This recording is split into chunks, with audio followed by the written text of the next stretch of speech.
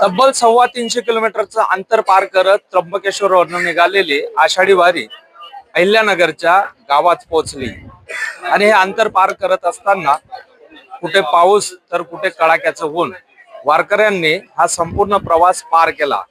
आता अहिल्यानगरच्या एका गावात वारी पोहोचलेले आपण या मेडिकल कॅम्प मध्ये पाहू शकतो.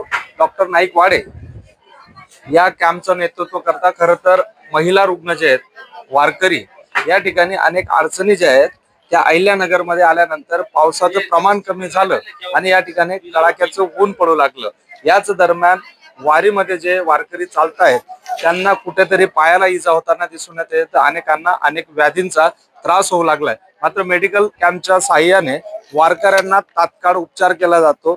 त्यांना त्याचबरोबर ज्या सुविधा असतील मेडिकल कॅम्पच्या माध्यमातून त्या पुरवल्या जात आहेत आणि प्रवास जो आहे वारीचा तो वारकऱ्यांचा सतत सुरू आहे.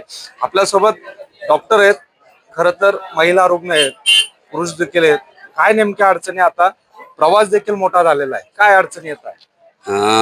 गेल्या 13 दिवसापासून हा जो प्रवास सुरू आहे यात संत श्रेष्ठ निवृत्तीनाथ महाराज पायी पालखी सोहळ्यामध्ये जे रुग्ण चालून आहे त्यांचा चालून त्यांना थकावा निर्माण झालेला आहे, त्यांना दुखावा निर्माण झालेला आहे. आणि आणखी दुसरी एक गोष्ट अशी लक्षात आली आहे की उन्हाचा तडाखा जास्त असल्यामुळं, ऊन जास्त असल्यामुळं लोकांना डिहायड्रेशन झालंय. मी प्रथमतः आपल्या चॅनलच्या माध्यमातून आपल्या माध्यमातून जेणेकरून रुग्णांनी पायी चालणाऱ्या भाविकांनी जास्तीत जास्त पाणी प्यावं ही मी त्यांना आदरणीय खासदार राजाभाऊ वाजे यांच्या आमच्या जनसेवा मंडळातर्फे ही एक विनंती करतो.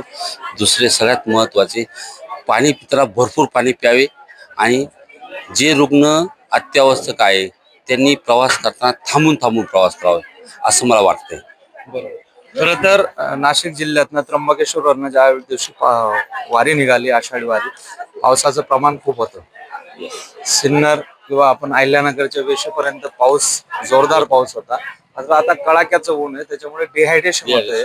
आणि आपल्याकडनं आपली जी टीम आहे, किती लोकांची टीम जी आहे ती या ठिकाणी आहे आणि कशा पद्धतीने तात्काळ त्यांच्यावरती उपचार केला? आदरणीय खासदार राजाभाऊ वाजे यांच्या माध्यमातून आम्ही साधारण 20 लोक दररोज या टीम मध्ये असतात.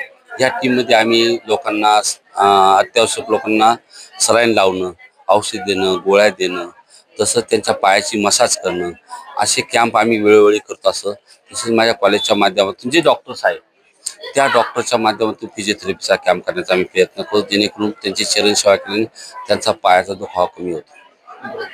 खरं तर वारीत पायी चालत असताना अनेक गावांना हॉस्पिटलची व्यवस्था नसते. मात्र महागडे औषध घेऊन किंवा उपचार करण्यासाठी डॉक्टरांची टीम जी ती सज्ज जी आहे ती वारीच्या माध्यमातून दिसून येते.